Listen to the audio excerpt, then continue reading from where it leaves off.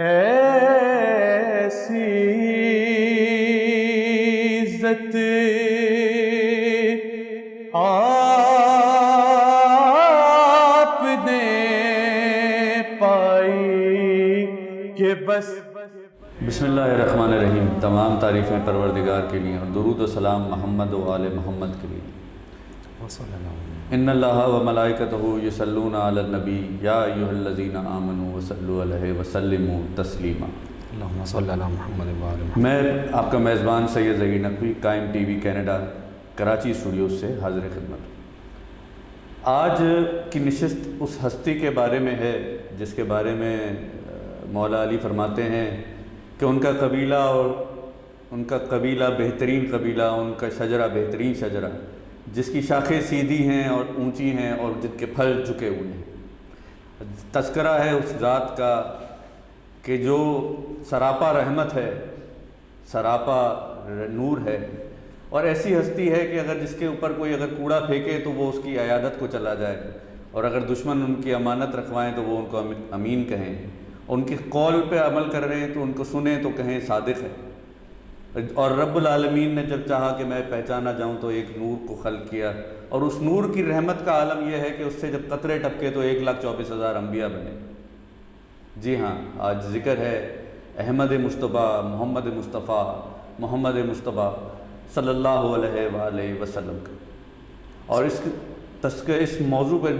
تذکرہ کرنے کے لیے، ذکر کرنے کے لیے ہم نے آج دعوت دی ہے جناب مولانا سید احسن رضا نقوی صاحب کو۔ السلام علیکم۔ علیکم السلام ورحمۃ اللہ۔ قبلہ موضوع ایسا ہے کہ اس کے لیے تو جتنا تذکرہ کیا جائے کم ہے، سمندر اگر سیاہی بن جائیں اور درخت اگر قلم بن جائیں تو پھر بھی کم ہے، لیکن بہرحال ہم اپنے موضوع کو اور اس وقت کو پیش نظر رکھتے ہوئے ہم اس پہ چیدہ گفتگو کرنے کی کوشش کرتے ہیں۔ بسم اللہ۔ مولانا صاحب، اس پہ جو رسول اللہ صلی اللہ علیہ وسلم کے جو ابتدائی حالات ہیں زندگی کے، جس طرح پرورش پائی، کس طرح ان کی حفاظت ہوئی، اس کے اوپر تھوڑا روشنی ڈالیے، ناظرین کو بتائیے کہ کیا سلسلہ رہا اور کس طرح وہ طہارت و پاکیزگی جو ہے وہ سلسلہ شروع ہوا۔ بسم اللہ الرحمن الرحیم۔ بہت شکریہ قائم ٹی وی کینیڈا اور ان کی ٹیم کا کہ آپ نے ہمیں مرتبہ پھر دعوت دی۔ جس موضوع کو معین کیا گیا ہے سرکار دو عالم حجت خدا خاتم الانبیاء محمد مصطفیٰ صلی اللہ علیہ وآلہ وسلم آپ کی ولادت باسعادت کے عنوان سے، یہ موضوع اس قدر وسیع ہے، اس قدر پھیلا ہوا ہے کہ اس پر اگر گفتگو کی جائے، جیسے کہ آپ نے تعارفی کلمات میں یہ جملے پیش کیے کہ خطبہ مولا کائنات کا، اس سے آپ نے حوالہ دیا، بہترین جملے ہیں۔ اسرتہ خیر اسرہ و شجرتہ خیر شجرہ، مولدہ بمکہ و ہجرتہ بطیبہ۔ یہ 4 جملے پیش کر دیتا ہوں کہ آپ کی فضیلت، آپ کی اہمیت، آپ کا مقام، آپ کا مرتبہ اس قدر بلند ہے، اس قدر آپ کی فہم و فراست، عقل و تدبر اور آپ کی سیرت کے وہ پہلو کہ جن کی طرف گفتگو کی جانی چاہیے۔ یہ ایک ایسا وسیع ترین موضوع ہے کہ رسول اللہ کی زندگی کے جتنے بھی ایام ہیں، چاہے وہ مکی زندگی ہو، چاہے وہ مدنی زندگی ہو، چاہے وہ اعلان رسالت سے پہلے کی زندگی ہو، اعلان رسالت کے بعد کی زندگی ہو، آپ کی سیرت پر بھی کامل کتابیں لکھی گئی ہیں۔ نہ صرف یہ بلکہ آپ کی زندگی میں پیش آنے والے جو واقعات ہیں، ان واقعات میں سے بھی علیحدہ واقعات پر کتابیں لکھی گئی ہیں۔ مثال کے طور پہ ایک واقعہ ہے، واقعہ معراج، اس پر علیحدہ سے کتابیں لکھی گئی ہیں کہ معراج کی حقیقت کیا تھی، معراج کی حقیقت کیا تھی۔ بالکل۔ تو جو کہ آپ کا سوال ہے کہ آپ کی زندگی کے ابتدائی حالات، تو ابتدائی حالات بیان کرنے کے لیے خود مولا کائنات کے خطبے سے ہی میں آپ کے جملے سے ہی مستعار لے لیتا ہوں چند جملے کہ آپ کا شجرہ سب سے بہترین شجرہ، آپ کا اسرہ یعنی آپ کا خاندان سب سے بہترین خاندان، اور آپ کی ولادت ظاہر ہے جیسے کہ خطبے میں بھی آپ نے اردو میں پیش کی، میں نے عربی میں پیش کی کہ مولدہ بمکہ، آپ کی ولادت مکے میں ہوئی اور آپ نے ہجرت مکے سے مدینے کی جانب مدینہ طیبہ کی طرف کی۔ عام الفیل میں آپ کی ولادت ہوئی، اور جب رسول اللہ کی ولادت ہوئی، ظاہر بے انتہا واقعات ہیں اور کس واقعے کو بیان کیا جائے، کس واقعے کو چھوڑا جائے۔ چند جملے تذکراً ناظرین کی خدمت میں پیش کرتے ہیں کہ جب ولادت ہوئی تو ولادت کے موقع پر بھی کئی معجزات رونما ہوئے کہ جو آتش قدح فارس ہے جو ہزاروں سال سے جل رہا تھا وہ بجھ گیا، وہ خاموش ہو گیا، اور اس طرح کے کئی معجزات تاریخ میں مرقوم ہیں جو کہ ہم دیکھ سکتے ہیں اور پڑھ سکتے ہیں۔ رسول اللہ جب اس دنیا میں تشریف لائے تو آپ حالت یتیمی میں تشریف لائے، اور 6 مہینے قبل جناب عبداللہ آپ کے والد گرامی قدر کی وفات ہو چکی تھی۔ آپ کا جو شجرہ ہے، اگر شجرہ نسب کی طرف ہم غور کریں اور دھیان کریں تو جب ہم یہ کہتے ہیں کہ اللہم صلی علی محمد و آل محمد درود بھیجتے ہیں تو یہ درود ابراہیمی کہلاتا ہے۔ تو آپ کا سلسلہ نسب حضرت ابراہیم علیہ السلام تک پہنچتا ہے، اور جب یہ سلسلہ نسب اوپر کی طرف جاتا ہے تو پھر ہمیں یہ کہا جاتا ہے کہ آپ درود جو ہے وہ آدھا نہ بھیجیں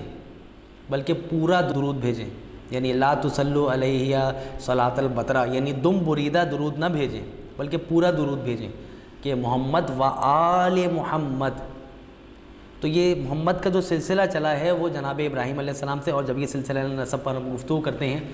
تو اس میں ہم دیکھتے ہیں کہ انبیاء علیہ السلام ہیں جو آپ کے سلسلہ نسب میں موجود ہیں، اور پھر یہ روایت کا جملہ ہے کہ جب آپ سلسلہ نسب میں حضرت عدنان یا حضرت عدنان، یہ 2 نام ملتے ہیں تلفظ، ان تک پہنچے تو اس کے بعد سلسلہ نسب کا تذکرہ نہ کریں، کیونکہ اس میں تاریخ میں جو ہے وہ اختلاف ہے، ورنہ سلسلہ نسب میں اختلاف نہیں ہے۔ دوسری چیز جو ناظرین کرام ہمارے پیش نظر رکھیں وہ یہ کہ رسول اللہ کا سلسلہ نسب حضرت آدم علیہ السلام تک پاک و پاکیزہ صلبوں میں رہا، پاک و پاکیزہ رہا، بے شک۔ جیسا کہ آپ زیارت عاشورہ میں، زیارت وارثہ میں بھی پڑھتے ہیں کہ کنتا نوراً فی الاصلاب الشامخۃ والارحام المطہرۃ لم تنجس الجاہلیۃ بانجاسہا، یہ پڑھتے ہیں آپ کہ یہ پاکیزہ رحموں میں رہے۔ اور ہمارا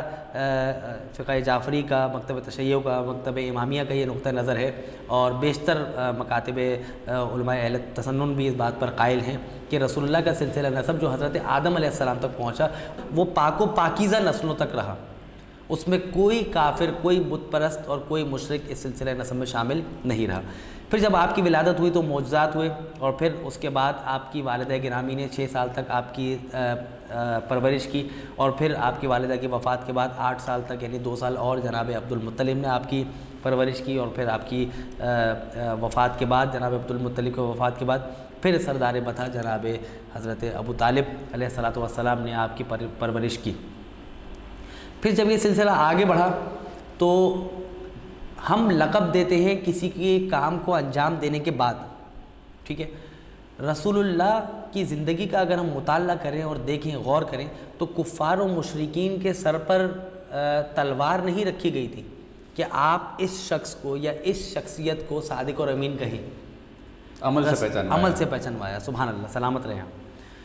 نبی کریم نے کر کے دکھایا کہ دیکھو سچ کیا ہوتا ہے۔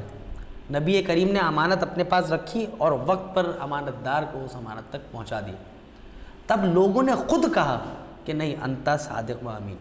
آپ ہیں صادق اور امین۔ نہ کوئی قرآن کی آیت نازل ہوئی، نہ کوئی حدیث مبارکہ کی تلاوت ہوئی، کچھ نہیں، عمل سے، پریکٹیکل سے نبی کریم نے کر کے دکھایا کہ میں صادق اور امین ہوں۔ لوگوں نے کہا کہ جی ہاں آپ صادق اور امین ہیں۔ پھر جب بات آگے بڑھی تو جناب ابو طالب کے ساتھ آپ کی میت رہی، آپ ساتھ رہے، اور پھر جب جناب ابو طالب کے ساتھ رہے تو پھر تجارتی سفر میں بھی گئے۔ پہلا سفر تجارت جناب ابو طالب کے ساتھ شام کی طرف کیا تو درمیان میں ایک شخص نے کہا کہ بحیرہ راہب، کہ جس کی طرف ہم سنتے بھی ہیں اور پڑھتے بھی ہیں، اس نے کہا کہ یہ جو بچہ ہے اس کی حفاظت کرنا، اس کے چہرے پر جو ہے وہ میں نور رسالت اور نور نبوت دیکھ رہا ہوں۔ تو کہنے کا مطلب یہ ہے کہ پھر جناب ابو طالب حضرت رسول اللہ کی اور زیادہ حفاظت کرنے لگے، ان کی اور زیادہ کیئر کرنے لگے پہلے سے زیادہ، ٹھیک ہے۔ اگرچہ کہ روایات بتاتی ہے کہ جناب ابو طالب کو معلوم تھا کہ یہ جو بچہ ہے یہ عام بچہ نہیں ہے، ٹھیک ہے۔ پھر اس کے بعد جب سلسلہ گفتگو آگے بڑھتا رہا اور یہ زندگی کے ایام آگے گزرتے رہے تو پھر رسول اللہ جب دوسرے سفر تجارت شام سے واپس تشریف لائے تب جناب خدیجۃ الکبریٰ سلام اللہ علیہا کے غلام میسرہ کے جس کے بارے میں ملتا ہے وہ آپ کے ساتھ رسول اللہ کے ساتھ گیا تھا تجارت کرنے کے لیے، تو اس نے دیکھا کہ یہ جو شخصیت ہیں محمد بن عبداللہ یہ صاحب کرامت ہیں، ان کی برکت کی وجہ سے، ان کے تفضل کی وجہ سے، ان کی ہمارے قافلے میں رہنے کی وجہ سے ہماری ارننگ بھی زیادہ ہوئی ہے اور ہمارا مال تجارت جو ہے وہ پہلے سے زیادہ بہتر انداز میں فروخت ہوا ہے، اور یہ حساب کتاب بھی اچھا رکھتے ہیں اور کوئی خرد برد کا معاملہ بھی نہیں ہے، بہترین شخصیت ہے، یعنی اس زمانے کے الفاظ استعمال کر رہا ہوں۔ تو اب جب وہ واپس تشریف لائے تو جناب خدیجہ نے پھر رشتہ بھیجا اور پھر عقد ہوا اور جناب ابو طالب نے عقد پڑھایا۔ اس وقت عمر مبارک جناب رسول اللہ کی مشہور و معروف ہے کہ آپ کی عمر مبارک 25 سال تھی اور جناب خدیجہ 40 سال کی تھیں، اگرچہ کہ اس میں بھی اختلاف ہے کہ جناب خدیجہ کی عمر 28 سال تھی یا 30 سال تھی، اس سے بحث نہیں ہے۔ تو رسول اللہ نے عقد کیا اور اس کے بعد پھر ظاہر زندگی کا ایام آگے بڑھتے رہے۔ پھر جب رسول اللہ کو حکم ہوا کہ وانذر عشیرتک الاقربین، اپنے عزیز و اقارب کو، اب آپ کے اوپر وقت آ گیا کہ اب آپ جو ہے وہ دین اسلام کی تبلیغ کریں۔ تو دین اسلام کی تبلیغ کیسے کریں؟ کوئی آپ کے پاس ٹھوس ثبوت ہے؟ جی ہاں، غار حرا پہلے تشریف لے جائیے، غار حرا تشریف لے گئے، پھر وہاں پہ آپ عبادت اور ریاضت میں مصروف عمل رہا کرتے تھے۔ پھر وہی نازل ہوئی پہلی بسم اللہ الرحمن الرحیم، اقرأ بسم ربک الذی خلق، کہ آپ پڑھیے، اور پھر ظاہر پوری 5 آیات سورہ کی نازل ہوئی۔ تو اس میں پھر جب رسول اللہ واپس تشریف لائے، اب یہاں پہ بھی تھوڑا سا ایک اختلاف ہے کہ جب واپس تشریف لائے جناب خدیجہ سے کہا، جناب خدیجہ نے اپنے چچا یا ان کے بیٹے ورقہ بن نوفل کی طرف رجوع کیا کہ جو آسمانی کتابوں اور ادیان کا مطالعہ رکھتے تھے اور اس کی طرف توجہ رکھتے تھے، تو انہوں نے کہا کہ اس پر وحی نازل ہوئی ہے اور یہ نبی بن گئے ہیں اور وغیرہ اس طرح کی چیزیں جو نارمل حالات میں۔ جناب خدیجہ چونکہ خود فہم و فراست رکھنے والی خاتون تھی، تو وہ خود سمجھ رہی تھی کہ یہ جو واقعہ ہوا ہے یہ عام واقعہ نہیں ہے، اس کے پیچھے الہی مقاصد ہیں، اس کے پیچھے ڈیوائن سورسز ہیں کہ جو اس واقعے کے مورد عمل میں لانے میں پیش نظر رہے۔ تو اب رسول اللہ معرفت تھی پہلے سے، بالکل ملکۃ العرب اسی لیے کہا جاتا ہے۔ تو پھر جب بات آگے بڑھی، مختصراً 2 جملوں میں پیش کرتے ہیں کہ رسول اللہ پھر جب مکی زندگی میں وحی نازل ہوئی، وحی نازل ہونے کے بعد پھر اب حکم ہوا کہ اب آپ جو ہے وہ پہلے مخفی طور پہ تبلیغ کرنا شروع کریں، ون بائی ون۔ پھر اس کے بعد جب رسول اللہ کو حکم ہوا کہ نہیں، اب آپ جو ہے نا وانذر عشیرتک الاقربین، اب آپ اپنے عزیز و اقارب کو دعوت دیجیے۔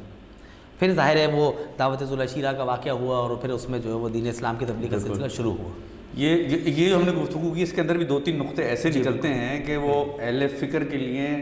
یہ سوچنا چاہیے کہ آپ جو اس پہ بات کرتے ہیں کہ رسول اللہ کا خاندان میں کوئی اسلام نہیں تھا اور ان کے شجرے میں جو حضرت ابراہیم کے اوپر گفتگو ہوتی ہے کہ ان کے والد نعوذ باللہ جو ہے اہل ایمان نہیں تھے، تو یہ حضرت علی کا ایک قول جو ہے خطبے کا کہ بہترین شجرہ اور غیر مذہب اور غیر ایمان کے اندر صلح میں آ ہی نہیں سکتا۔ جی ہاں۔ پھر دوسری خبر یہ کہ مطلب بڑی جب دعوت ذو العشیرہ ہو رہی ہے جی تو بڑی ایک لاجیکل سی چیز ہے کہ میں اپنے گھر میں اگر کسی کو دعوت دوں گا، کوئی اگر میرے گھر میں آگے کوئی پریچنگ کرنی شروع کر دے اپنے مذہب کی، تو آئی ول ناٹ الاؤ اٹ۔ جی، تو مطلب اب اگر ابو طالب کے گھر میں یہ رسول اللہ پہلی دعوت کر رہے ہیں تو یقیناً جو ہے وہ ایمان سے واقف ہیں اور انہیں معلوم ہے کہ یہ کیا ہو رہا ہے۔ ناظرین، اس پہ جتنی گفتگو کی جائے، جیسے پہلے کہا وہ کم ہے، لیکن اب ہمیں وقت تھوڑا کم ہے اور ہمیں وقفے کی طرف بھی جانا ہے، تو بس چند لمحوں کا وقفہ، ہم پھر دوبارہ حاضر ہوتے ہیں۔ ایسی عزت آپ نے پائی کہ بس ایسی عزت آپ نے پائی کہ بس۔ ہم گفتگو کر رہے تھے رحمت للعالمین کی زندگی پر۔ قبلہ، اب یہ اعلان رسالت ہو گیا، دعوت ذو العشیرہ کا واقعہ ہو گیا، 3 دن رسول نے دعوت بھی کھلا دی، لوگوں نے احتجاج بھی کرنے کی کوشش کی، حضرت ابو طالب نے پھر بٹھایا بھی، سنوایا بھی۔ اس سے آگے کے حالات پہ ذرا کچھ روشنی ڈالیے، کیونکہ یہ معاملات جو 2 حصوں میں ہیں، مکی اور مدنی زندگی، تو اس کا کچھ ذرا انٹروڈکٹری ذرا اس پہ ذرا گفتگو کیجیے گا۔ جہاں تک ہماری بریک سے پہلے بات ہو رہی تھی دعوت ذو العشیرہ کے عنوان سے، اور وہیں ہم نے بات کو روکا تھا، پھر ظاہر مدنی زندگی پر تو پھر ہم آگے چل کے گفتگو انشاءاللہ کریں گے۔ مکی زندگی کا آغاز میں جب اعلان رسالت کے بعد کی جو زندگی ہے، اس کا آغاز ظاہر آفیشلی یا پریکٹیکلی دعوت ذو العشیرہ سے ہی ہوتا ہے، اور پھر ظاہر اس میں دعوت ذو العشیرہ میں نبی کریم نے پیغام دیا کہ اے گروہ بنی عبد المطلب، تم میں سے کون ہے جو اس کار رسالت میں میرا ساتھ دے گا۔ تو سکوت مرگ طاری ہو گیا، خاموشی طاری ہو گئی، کہ یہ بلکہ اچھا موقع تھا کہ ان میں سے کوئی کھڑا ہو جاتا، کہا یا رسول اللہ میں آپ کی مدد کرتا ہوں، کوئی نہیں کھڑا ہوا، صرف ایک 11 یا 12 سال کا بچہ کھڑا ہوا کہ جس کے پاؤں کمزور تھے، مورخین نے لکھا ہے، اور پھر کہا کہ انا ناصرو کا یا رسول اللہ۔ پھر اب ظاہر رسول اللہ نے بلایا اس بچے کو اور پھر تعارف کرایا کہ یہ علی ہیں، اور آپ میرے بعد میرے وصی ہیں، میرے خلیفہ ہیں، میرے جانشین ہیں، اور میرے بھائی ہیں۔ یہ سب اس عنوان سے بھی پہلی دعوت میں یہ طے ہو گیا تھا۔ تو یہ تو کہتے ہیں کہ ایک جملہ ضمناً جلدی سے عرض کر دوں کہ علی کی ولایت کا اعلان غدیر میں ہوا، جی ہاں اعلان ہوا تھا، اظہار پہلے ہی ہو چکا تھا،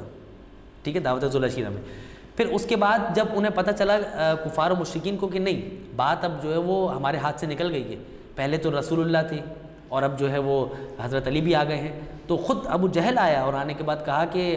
رسول اللہ سے، اور یہ کہا ابو لہب نے کہ آپ پہلے اپنے چچا کی اتباع کرتے تھے رسول اللہ کی، جناب ابو طالب سے کہا، اور اب آپ کو اپنے بیٹے کی بھی اتباع اور اطاعت کرنی پڑے گی۔ اس کا مطلب یہ کہ وہ سمجھ رہے تھے کہ کیا پیغام دیا گیا ہے۔ تو پھر جب بات آگے بڑھی، رسول اللہ نے تبلیغ کا آغاز باقاعدہ انداز میں شروع کیا، تو پھر آپ کی جہاں نیکی کا کام انجام دیا جاتا ہے وہاں پتھر بھی آتے ہیں، تو وہاں مشکلات پیش آئیں۔ رسول اللہ کو تو غزن نہیں پہنچا سکتے تھے کیونکہ سامنے ابو طالب ہے اور ان کے سامنے حضرت علی ہیں، تو رسول اللہ کی طرف پتھر نہیں آیا کرتے تھے، تو رسول اللہ کے اصحاب کو پریشان کیا جاتا تھا۔ جناب بلال حبشی، جناب جس قدر صحابہ کرام ہیں ان کے سینے پر گرم پتھر رکھا جاتا تھا، یہ سارے اذیتیں انہیں دی جاتی تھیں کہ نہیں اللہ کو ایک نہیں مانو، رسول کی رسالت کو نہ مانو وغیرہ۔ جب پریشانیاں اور تکلیفیں آنا شروع ہوئیں تو اس زمانے میں رسول اللہ نے مسلمانوں کو حکم دیا کہ آپ حبشہ کی طرف جو ہے وہ ہجرت کر جائیں، ایتھوپیا کی طرف۔ پھر وہاں پہلی ہجرت ہوئی، پھر وہاں کے جو حاکم تھا اس کے اچھے رویے کی وجہ سے مسلمانوں نے ہجرت حبشہ دوسری جو ہے وہ وہاں پہ کہ کچھ افراد وہاں گئے، اس سے بھی جو ہے وہ بات بنی نہیں۔ مدینے کے لوگ چونکہ مکے آتے تھے حج کے لیے، حج کے عنوان سے، تو وہ رسول اللہ کی زیارت کرتے تھے، ملاقات کرتے تھے، اور پھر انہیں پتہ چل گیا کہ ایک رسول ہے کہ جس نے رسالت کا اعلان کیا ہے، محمد بن عبداللہ، ان کے پاس بھی آیا کرتے تھے۔ پھر ان سے یہ کہا کہ یا رسول اللہ آپ کبھی موقع ملے تو کہیں جائیں یا نہ جائیں آپ مدینہ تشریف لے آئیں، ہم آپ کو دعوت دیتے ہیں۔ اہل مدینہ نے رسول اللہ کو باقاعدہ آفر کیا کہ حالات بگڑے یا کچھ ہو تو آپ جو مدینہ کی طرف تشریف لے آئیں۔ انہی واقعات کے دوران ایک بڑا واقعہ پیش آیا کہ جو ہے واقعہ معراج، کہ جس کی وجہ سے رسول اللہ جب واقعہ معراج پر گئے اور پھر ظاہر واقعہ معراج سے واپس تشریف لائے اور پھر مسلمانوں کو بتایا کہ جنت جہنم کیا ہے اور وہاں کی شادمانیاں اور وہاں کی سختیاں جنت اور جہنم کی کیا ہے، وہ ساری چیزیں بیان کی۔ اس کے بعد سے جو ہے وہ جو اس زمانے کے افراد تھے وہ یہ سمجھنے لگ گئے تھے کہ نہیں یہ جو شخصیت ہے محمد رسول اللہ کی یہ عام شخصیت نہیں ہے، ٹھیک ہے۔ جب سختیاں زیادہ بڑھیں تو پھر رسول اللہ نے اپنے اصحاب کے ساتھ یہ حکم دیا اور انہیں یہ حکم دیا کہ آپ جو ہے وہ ایک گھاٹی میں کہ جس کا نام شیب ابی طالب ہے وہاں پہ جا کے مقیم ہو جائیں۔ آخری کے 3 سال جو ہے وہ آپ وہیں رہے، اور وہاں جو سختیاں تھیں، جو پریشانیاں تھیں، جو تکالیف تھیں، اور پھر ظاہر معاہدہ ہوا تھا وہ پھر معاہدہ مسخ ہو گیا۔ وہ سختیاں اس قدر تھیں، وہاں بھی حضرت ابو طالب کا کردار رہا کہ جب کفار و مشرکین رسول اللہ سے جو ہے وہ بحث و مباحثہ کرنے کے لیے آتے تھے تو وہ آ کے دیکھتے تھے کہ یہاں پہ کون سو رہا ہے، یہاں پہ کون بیٹھا ہوا ہے، یہاں پہ کون بیٹھا ہوا ہے، تاکہ کل کو اگر ہم حملہ کریں تو پھر ہمیں پتہ چل جائے کہ محمد رسول اللہ کا بستر یہ ہے۔ اس بستر پہ رسول اللہ کے حضرت علی کو اپنے بیٹے کو سلایا کرتے تھے تاکہ تیاری ہو جائے کہ اگر کبھی حملہ ہو جائے تو میرا بیٹا مارا جائے لیکن میرا بھتیجا مارا نہ جائے۔ پھر جب بات آگے بڑھی اور معاہدہ ختم ہو گیا تو پھر جب پریشانیاں، تکالیف اور سختیوں کا دور آگے بڑھتا رہا اور مشکلات مزید بڑھتی رہیں تو پھر رسول اللہ نے یہ فیصلہ کیا کہ نہیں اب ہمیں جو ہے وہ یہاں سے مکے سے مدینے کی جانب ہجرت کر جانی چاہیے۔ اور پھر ظاہر ہے وہ ہجرت کے بعد کے جو واقعات ہیں وہ تو بہت طولانی ہیں، پھر ان کی طرف ہم روشنی ڈالیں گے، لیکن مختصراً یہ کہ جب رسول اللہ کو حکم ہوا کہ آپ مکے سے مدینے کی طرف ہجرت کر جائیں تو کیوں ہجرت کر جائیں؟ کیونکہ 40 قبیلوں نے یا 40 افراد نے مل کر یہ طے کیا کہ رسول اللہ پر اجتماعی طور پہ قاتلانہ حملہ کیا جائے، چونکہ ان کے افکار سے ہم نہیں لڑ سکتے، ان کے جسم کو قتل کر دیں گے، رسول اللہ کو قتل کر دیں گے تو پھر معاملہ ہی ختم ہو جائے گا، ٹھیک ہے۔ تو پھر ان افراد نے یہی فیصلہ کیا کہ نہیں رسول اللہ کو راستے سے ہٹانا ضروری ہے، تو پھر ان تمام کے تمام قبیلوں نے یہ طے کیا کہ نہیں اب ہم جو ہے وہ رسول اللہ کو قتل کریں گے، اور پھر کسی ایک قبیلے کے اوپر جو ہے وہ قتل کا مقدمہ چل نہیں سکے گا جب سب ایک ساتھ مل کر قتل کریں گے۔ پھر رسول اللہ نے ہجرت فرمائی اور پھر اپنے بستر پہ ظاہر ہے جسے ہم کہتے ہیں شب ہجرت، حضرت علی کو سلایا اور پھر آپ جو ہے وہ ہجرت کر کے مکے سے مدینے احمد حسن کی آیت بھی آئی کہ تمہارے محسن چلے گئے تو تم ہجرت کر جاؤ. بالکل. تو اسی شب ابی طالب میں ابو طالب علیہ السلام اور حضرت خدیجہ کا وصال ہوا. اسی کے بعد ہی جو ہے وہ جناب خدیجہ کی وفات بظاہر اسی وجہ سے کہ جو بعض روایات کے مطابق جو سختیاں انہوں نے جھیلی اس کی وجہ سے, اور پھر اسی کے چند دن کے بعد جناب ابو طالب, دو جو محسن تھے, محسن اور محسنہ, ان کی وفات کے بعد محسن چلے گئے. بالکل. تو پھر رسول اللہ کا کوئی جو ہے وہ ایسا حامی و مددگار نہیں رہا سوائے حضرت علی کے, کہ جو آپ کو جو ہے وہ آپ کو تسلی دے سکتا ہو, جس سے رسول اللہ گھر جانے کے بعد شیئر کر سکتے ہو گفتگو بات چیت. تو پھر ہجرت کا حکم ہوا, اور پھر ظاہر یہ سارے مسائل ہوا, پھر رسول اللہ نے مکے سے مدینے کی جانب ہجرت فرمائی. قبلہ اس میں اتنے سارے موضوع ہیں کہ کس پہ ہم بات نہ کریں اور کیا نہ کریں, اور لیکن ایک نقطہ فکر میں امت مسلمہ اور اہل ایمان کو دیتا چلوں کہ جو لوگ اعتراض کرتے ہیں رسول اللہ صلی اللہ علیہ وسلم کے آباء و اجداد پہ, خاندان پہ, رسول اللہ کے والد کا نام ہی یہ بتا رہا ہے کہ یہ خاندان اہل ایمان تھا. سبحان اللہ. ان کا نام عبداللہ تھا, اللہ کا بندہ. تو یہ خود بذات خود نام بتا رہا ہے کہ اللہ سے یہ واقف تھے, اللہ کے ماننے والے تھے, دین ابراہیمی کے پیروکار تھے. تو یہ امت مسلمہ جو ہے, اور نبی خالی 40 سال کے بعد نبی نہیں, نبی اپنی دنیاوی ظاہری زندگی میں آنے سے پہلے نبی تھے. بہرحال یہ ہماری گفتگو جاری ہے. آج کے لیے آپ ہمیں اجازت دیجیے, انشاءاللہ اسی موضوع کے ساتھ دوبارہ حاضر ہوں گے. اب جب تک اپنا اور اپنے ارد گرد کے لوگوں کا خیال رکھیے گا. اللہ حافظ. محمد یا محمد یا